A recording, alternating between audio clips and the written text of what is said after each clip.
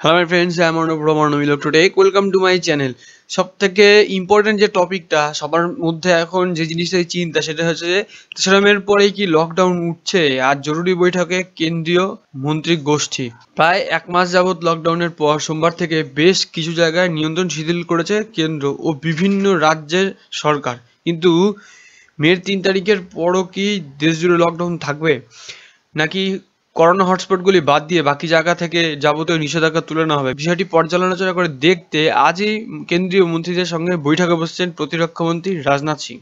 প্রথম দফায় ১৪ এপ্রিল পর্যন্ত লকডাউন ঘোষণা করলেও পরিস্থিতি বিবেচনা করে তারপরে সেটা ৩রা মে পর্যন্ত সেই লকডাউনের মেয়াদ বাড়ানোর সিদ্ধান্ত নেয় কেন্দ্রীয় সরকার। ২০ এপ্রিল থেকে কিছু কিছু ক্ষেত্রে নিয়ন্ত্রণ শিথিল করলেও এখন বাড়ির বাইরে পা রাখায় নিষেধাজ্ঞা বহাল রয়েছে রাজ্যের প্রায় সর্বত্রই। তবে এর মধ্যে কেরালার মতো ব্যতিক্রমী রাজ্য রয়েছে যেখানে হটস্পটগুলি বাদ দিয়ে বাকি জায়গাগুলিতে দোকান বাজার খোলার সিদ্ধান্ত নেওয়া হয়েছে। আর তাতেই লকডাউনের মেয়াদ বাড়ানো নিয়ে জল্পনা শুরু হয়েছে। দিল্লি সূত্রে খবর, ৩রা মের পরে লকডাউন চালু রাখার পক্ষে এখনও পর্যন্ত কোনো রাজ্যকেই কিন্তু সওয়াল করতে দেখা যায়নি। তাই এ ব্যাপারে কেন্দ্রীয় মন্ত্রীদের মতামত জানতে আজ তাদের নিয়ে বৈঠক করতে চলেছেন রাজনাথ সিং। লকডাউন যদিও বা বাড়ানো না হয়, সামাজিক দূরত্ব বজায় রাখা, মাস্ক পরে রাস্তায় বেরোনো বাধ্যতামূলক থাকবে বলে মনে করা হচ্ছে। আন্তঃরাজ্য ট্রেন ও বিমান পরিষেবা কিন্তু ১৫ই মে পর্যন্ত বন্ধ রাখা হতে পারে বলে জল্পনা।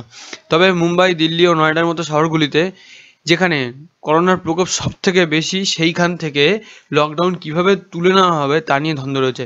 দিল্লি সূত্রে জানা গেছে, হটস্পটগুলিকে বাদ দিয়ে ধাপে ধাপে নিয়ন্ত্রণ শিথিল করা যেতে পারে।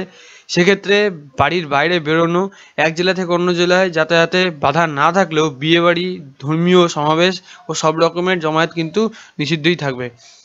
বিভিন্ন সংস্থাকে কাজকর্ম পুনরায় চালু করার অনুমতি দিলেও বেশ কিছু বিধিনিষেধ মেনে চলতে হবে তাদের।